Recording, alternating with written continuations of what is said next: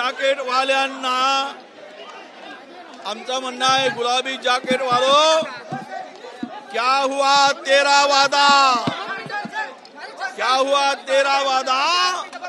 बहनों के साथ में गद्दारी करके कुर्सी हथियाना वालों को शांत बने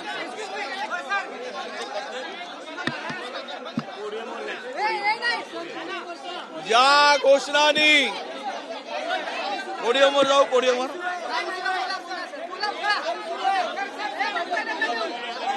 ज्या घोषणांनी महायुती सरकारला भरभरून मतं दिली, त्या लाडक्या बहिणीचा या लोकांनी, या गुलाबी जॅकेटवाल्यांनी विश्वासघात केला। 2100 रुपये भाव, 2100 रुपयापर्यंत वाढ देऊ म्हणून सांगितले, पण या बजेटमध्ये माझ्या लाडक्या बहिणींना फसवण्याचा वारक आम्ही यांनी केला। निवडणूक झाल्यावर अजितदादांनी निवडणुकीच्या काळामध्ये गुलाबी जॅकेट घालणारे अजित पवार गुलाबी जॅकेट गायब झाला आणि या लाडक्या बहिणी त्यांच्या भाषणातून आणि बजेटमधून गायब करण्याचं पाप केलं गेलं। म्हणजे शेतकऱ्यांना 3 लाखापर्यंतची कर्जमाफी, कुठेही कर्जमाफी, शेतकऱ्यांची मतं घेतली, 3 लाख रुपयापर्यंत कर्ज माफ करू म्हणून सांगितलं, पण अद्याप कुठलाही कर्ज माफ झालेला नाही। यामध्ये या बजेटमध्ये कुठेही ती व्यवस्था केली गेली नाही। शेतकऱ्यांना फसवलं, शेतकऱ्याशी बेईमानी केली, शेतकऱ्याशी गद्दारी केली। हे गद्दार सरकार आहे, शेतकऱ्यांसाठी काही केलं नाही आणि उलट कंत्राटदारांचं भलं करण्यासाठी, इन्फ्रास्ट्रक्चरवर खर्च, टक्केवारी खाण्यासाठी, तिजोरी लुटण्यासाठी या लोकांनी पूर्ण इन्फ्रास्ट्रक्चरवर भर दिला। ग्रामीण महाराष्ट्र अजिबात यांच्या भाषणातून दिसला नाही, बजेटमधून दिसलेला नाही। तिजोरीत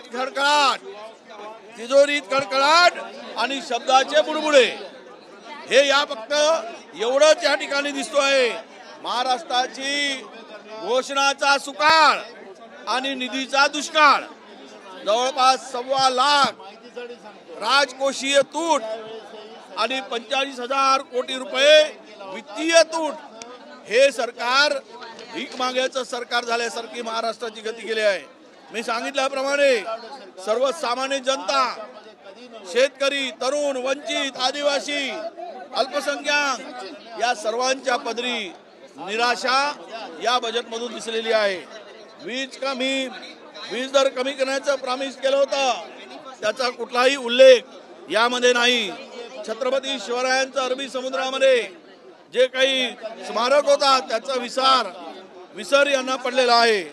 अजितदादांचं भाषण वाचताना कधी घोषणाबाजी करायची नाही आणि आज मात्र या ठिकाणी अजितदादांच्या भाषणात केवळ घोषणा, निधी किती त्याचा पत्ता नाही।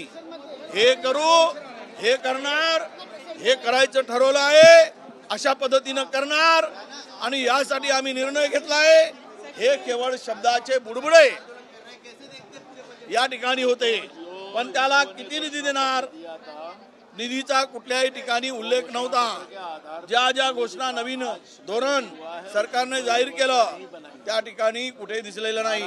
आणि जो बजेट सिंचन विभागावर, बांधकाम विभागावर दाखवला, लायबिलिटी एवढी मोठी करून ठेवली की यावर्षी एकही काम करू शकणार नाही।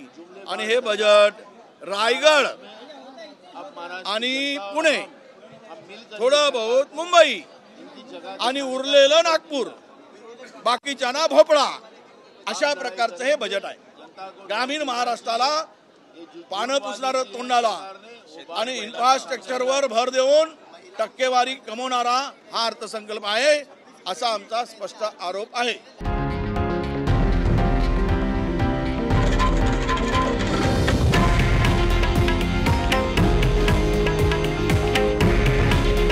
हे आहे देशातील नंबर 1 न्यूज नेटवर्क आणि आपण पाहत आहात TV9 मराठी। काळजी तुमची, हित महाराष्ट्राचं।